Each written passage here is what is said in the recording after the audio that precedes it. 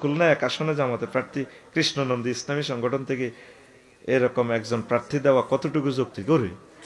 আসসালামু আলাইকুম দর্শক, যে যেখান থেকে ভিডিওটি দেখছেন, দেশ এবং দেশের বাইরে থেকে সবাইকে জানাই আন্তরিক শুভেচ্ছা ও অভিনন্দন। চলে এসেছি আজকের যে টপিক নিয়ে কথা বলবো সেই টপিকের উপরে। আজকের যে টপিক সেটা হচ্ছে এখানে ধর্ম বিষয়টা খুবই জড়িত আছে, যার কারণে এটা নিয়ে কথা বলা। আর আমি আমার এই চ্যানেলটাতে ইসলামিক মাইন্ডের ভিডিও আপলোড করে থাকি। খুলনা এক আসনের মনোনীত প্রার্থী জামায়াতে ইসলামের, তিনি হচ্ছে সনাতন ধর্মের একজন মানুষ। তো এটা নিয়ে অনেক মানুষের অনেক মতবাদ দেখা যাচ্ছে, অনেক কথা উঠে আসছে, অনেক কথা ভেসে বেড়াচ্ছে। তো আজকে আমি আমার জ্ঞানের আলোকে যতটুক জানি, আমি কোরআন সম্পর্কে কিছুই জানি না। যদি বলেন 1% তো তাও জানি না।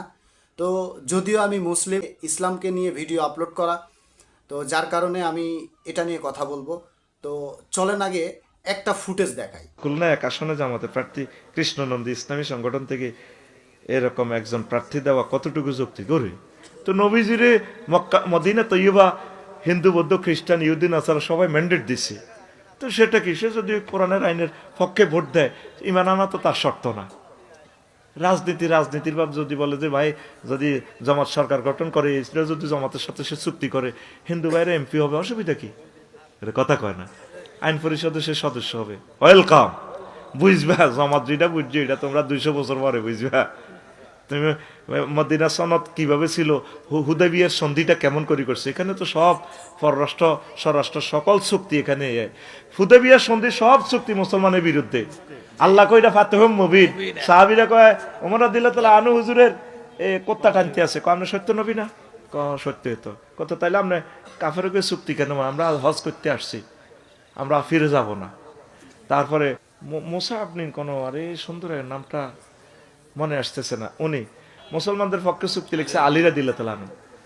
তো এখন আলী রাদিয়াল্লাহু তাআলা আনহু লিখছে মিন মুহাম্মাদিন আব্দুল্লাহি ওয়া রাসূলিহি। কাফেররা কয় আমরা তারা রাসূলুল্লাহ মানলে যুদ্ধ নিয়ে ধর্মে কাটা মিয়া রাসূল আব্দুল্লাহর ওলালাও। আলী রাদিয়াল্লাহু তাআলা আনহু নবীজি কইলো লেখো কাটো, আমার নাম রাসূলুল্লাহ কাটো। কো হুজুর হ্যাঁ ইত্যার না। সাহাবীরা কো হুজুর আর কত করবেন আপনি চুক্তিও সব ধারা তাদের পক্ষে, আবার আপনি রাসূলুল্লাহ কাটবেন না, সত্য পয়গম্বর ও সত্য। তারা যেন মানে না, কাটো কোন আড়া কাটতে ইত্যার না। জীবন হুজুর একবারে লিখছে। তো হুজুরের হুজুর আলীরে কন দি লিখছো রাসূলুল্লাহ, হুজুর ইয়ান দি কলমটা টানিয়ে নিয়ে একবারে কাটছে। এটা হুজুরের মজাজা, একবার হুজুর কাটি দিছে রাসূলুল্লাহ। এই যে চুক্তিগুলো আপনি কি শিখলেন? একবার এরা অমুক দলে হান্দায়, আর একবার অমুক দলে হান্দায়, একবার এমনি হান্দায়। বোঝো নি কিছু? ইসলামের চুক্তি নীতি বোঝো? তোমার সাথে কেউ যদি হিন্দু বৌদ্ধ খ্রিস্টানরা যদি একমত হয়, স্যার আমরা ইসলাম কায়েমের পক্ষে আছি, আমরা আমাদের ধর্মীয় অধিকার চাই, নাগরিক অধিকার চাই, আলহামদুলিল্লাহ আল্লাহ রসুল অধিকার দিছে না? কোরআনী হুকমত কায়েম হলে তো ওনাদের অধিকার আরো সুপ্রতিষ্ঠিত হবে। আপনি তাদেরকে টাচ করার কোনো অধিকার নাই। ইসলামে তো অধিকার সুরক্ষিত করে সকলের। আমিন। তো সুপ্রিয় দর্শক ও দিনী ভাইয়েরা, ভিডিওটি দেখে কতটুকু বুঝতে পেরেছেন আমি জানি না। তো আমি আরেকটি ফুটেজ দেখাবো, সেটা হচ্ছে বাংলাদেশের একজন ইসলামিক চিন্তাবিদ, খুবই জনপ্রিয় একজন বক্তা, কাজী ইউসুফ। তো ইউসুফ সাহেবের কথা আরেকটু শুনলে আপনারা আরও ক্লিয়ার বুঝতে পারবেন। তো চলুন ইউসুফ সাহেব কি বলে এই বিষয় নিয়ে আমরা একটু শুনে আসি।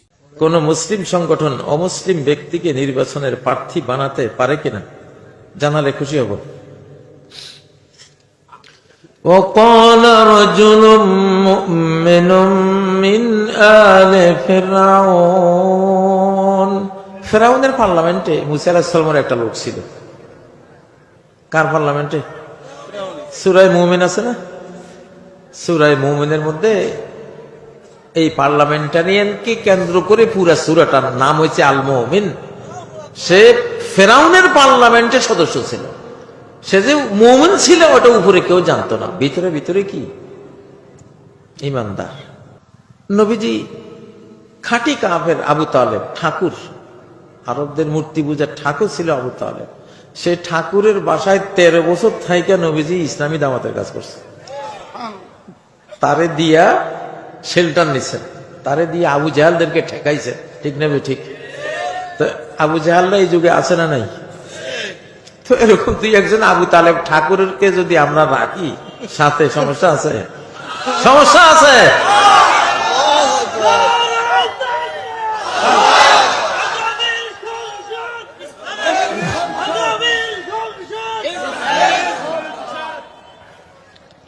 তাহলে সব যুগে দুই একজন আবু তালেব লাগে ইনশাল্লাহ। না, এগুলি যেহেতু নতুন বিষয় তো জনগণের জানার অভাব থাকতে পারে, সেই জন্য এক্সাম্পলটা দিয়ে দিলাম যে এটা ঠিক আছে, এটা উত্তম কৌশল, উত্তম একটা কৌশল। তাদেরও তো হেদায়েতের দরকার। এই উসিলায় হয়তো কয়েক হাজার মূর্তি পূজারী আল্লাহ তাআলার হৃদয়ের মধ্যে কখন যে চেঞ্জ এনে দেবে তারা টেরও করতে পারবে, ঠিক না? বন্ধু বন্ধু ধর্ম গ্রহণ করে, দুর্বল সবসময় সবলের ধর্ম গ্রহণ করে। তো তারা যারা নমিনি দিছে তারা সবল, সে দুর্বল, সে ধীরে ধীরে ধীরে সবলদের ধর্মটা নিয়ে চর্চা করবে, আল্লাহ তাকে হেদায়েত দিবেন। আর যদি সে আবু তালেবে থেকে যায় সমস্যা নাই। এক্সাম্পল তো আছে, স্বয়ং নবীজি তারে দিয়ে উনি শুধু দাওয়াতি কাজ করিয়েছেন এমন না, তার রান্না করা খাবার খেয়েছেন, তার চকিতে একসাথে আবু তালেব ভাতিজাকে আগলে রেখে তার সাথে রাখতেন কাফেরদের যন্ত্রণার কারণে। সেই আবু তালেবের মতো আমরা এই বাংলাদেশটাও অনেকটা নবীজির আমলের মুশরিকদের চতুর্দিকে মুশরিকদের ঘেরাও না, তো আমাদেরও আবু তালেব দরকার আছে। সম্মানিত দর্শক, কথাগুলো শুনলেন।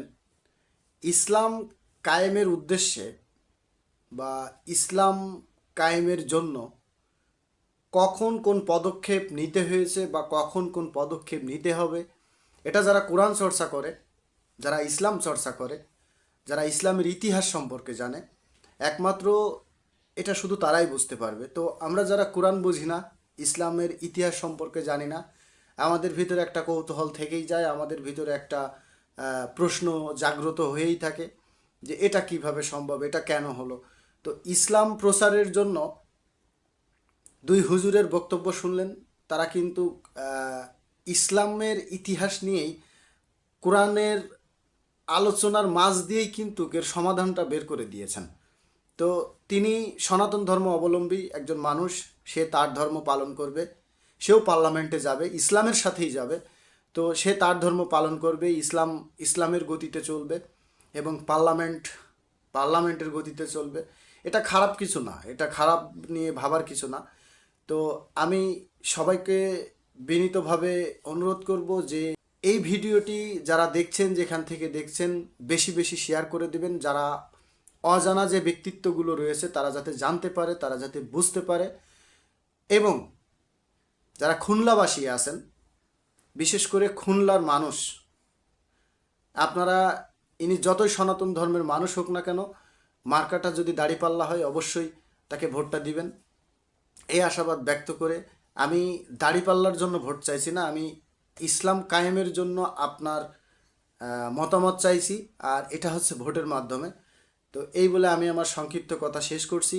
দেখা হবে, কথা হবে আবার অন্য কোনো টপিক নিয়ে। ভালো থাকবেন, সুস্থ থাকবেন। আল্লাহ হাফেজ।